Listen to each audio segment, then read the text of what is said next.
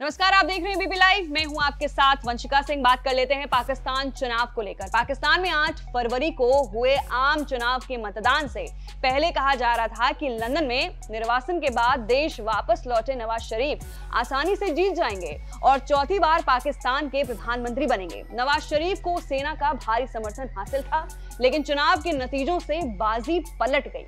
इमरान खान की party PTI को चुनाव से दूर रखने की हर कोशिश नाकाम साबित हुई और पार्टी के समर्थन से निर्दलीय लड़ रहे उम्मीदवारों ने आम चुनाव में सबसे अधिक सीटें हासिल की हैं। हालांकि ना तो पीटीआई और ना ही नवाज शरीफ की पार्टी पाकिस्तान मुस्लिम लीग नवाज को बहुमत मिला है। पाकिस्तान आम चुनाव के नतीजे आए कई दिन बीत गए हैं, लेकिन अभी तक सरकार बनाने को लेकर तस्वीर साफ नहीं हो पा रही है। पाकिस्तान के इस चुनाव में 3 बड़े दलों यानी पीटीआई, पीएमएल और बिलावल भुट्टो की पार्टी पाकिस्तान पीपल्स पार्टी ने हिस्सा लिया था। पाकिस्तान की नेशनल असेंबली में कुल 366 सीटें हैं, जिसमें से केवल 266 सीटों के लिए ही प्रत्यक्ष तरीके से वोटिंग होती है। 70 सीटें अल्पसंख्यकों के लिए आरक्षित होती है, जिसमें 60 सीटें महिलाओं के लिए और 10 सीटें गैर मुसलमानों के लिए होती है। सरकार बनाने के लिए किसी भी पार्टी के पास 134 सीटों का आंकड़ा होना जरूरी है, लेकिन पाकिस्तान आम चुनाव 2024 में किसी भी पार्टी को स्पष्ट बहुमत नहीं मिला है। किस पार्टी को कितनी सीटें मिली हैं, इसके बारे में बात कर लेते हैं। पीटीआई यानी इमरान खान की पार्टी को 93 सीटें, पीएमएल यानी नवाज शरीफ की पार्टी को 75 सीटें, पीपीपी यानी बिलावल भुट्टो की पार्टी को 54 सीटें, एमक्यूएन को 17 सीटें, जमीयत उलेमा ए इस्लाम को 4 सीटें। सेना जिस तरह से नवाज शरीफ को देश वापसी लाई थी, यह उम्मीद थी कि पीएमएल को बहुमत मिलेगा, नवाज फिर से पाक के पीएम बन जाएंगे और सेना के हाथ की कठपुतली बनकर देश चलाएंगे, लेकिन ऐसा हो ही नहीं सका। जनता के इमरान के समर्थन में जबरदस्त जोश दिखाया और पीटीआई सबसे बड़ी पार्टी बनकर उभरी है। इमरान खान के उम्मीदवारों ने चुनाव के दौरान धांधली का भी आरोप लगाया है।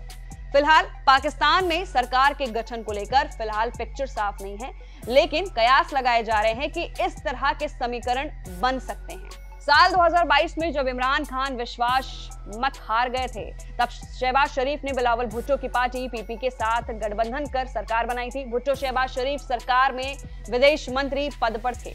आम चुनाव 2024 में बिलावल बहुमत हासिल कर प्रधानमंत्री बनना चाहते थे, लेकिन उन्हें बहुमत नहीं मिला और पार्टी 54 सीटों पर ही सिमट कर रह गई। बिलावल भुट्टो प्रधानमंत्री पद के लिए मोलतोल कर रहे हैं। ऐसे में एक समीकरण तो ये भी बन रहा है कि शहबाज शरीफ और बिलावल भुट्टो 3-2 के फॉर्मूले पर पीएम पद के लिए राजी हो जाएं, यानी 3 साल शहबाज और 2 साल बिलावल पीएम रहें। एक और समीकरण ये बन रहा है कि नवाज शरीफ सभी छोटे दलों के साथ लेकर आए। इसके अलावा वो अच्छी खासी संख्या में पीटीआई के समर्थन से चुनाव जीत कर आए, निर्दलीय उम्मीदवारों को अपने पाले में ले लें, उन पर दायर मुकदमे खत्म करने और मंत्री पद का लालच दिया जाए। वहीं पाकिस्तान की सेना को भी नजरअंदाज नहीं किया जा सकता। भले ही सेना के समर्थन के बावजूद नवाज शरीफ को बहुमत नहीं मिला है, लेकिन पाकिस्तान में होगा वही जो सेना चाहेगी। पाकिस्तान राजनीतिक रूप से अस्थिर देश रहा है, जब तक वहां कोई पीएम 5 सालों का अपना कार्यकाल पूरा नहीं कर पाया है। अभी भी जो सरकार बनती है, उसके लिए सरकार और देश को चला लेना टेढ़ी खीर होगी।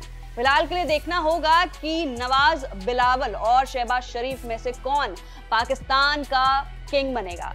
इसी के साथ बने रहिए हमारे साथ और देखते रहिए एबीपी लाइव।